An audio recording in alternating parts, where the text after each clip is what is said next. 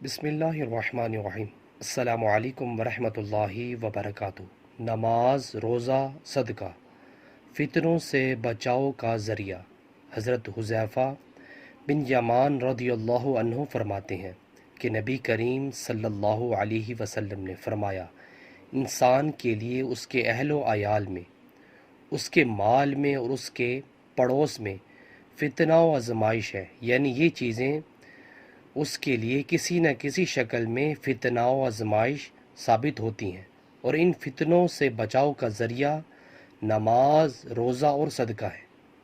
صحیح بخاری کی حدیث سے۔ ویورز، اللہ تعالیٰ سے دعا ہے اللہ تعالیٰ ہمیں بھی نماز پڑھنے کی اور روزہ رکھنے کی اور صدقہ دینے کی توفیق عطا فرمائے۔ ویڈیو کو شیئر کریں اور اس طرح کی اسلامک ویڈیو کے لیے میرے چینل کو سبسکرائب کرنا مت بھولیے۔ جزاک اللہ۔ السلام علیکم ورحمۃ اللہ وبرکاتہ۔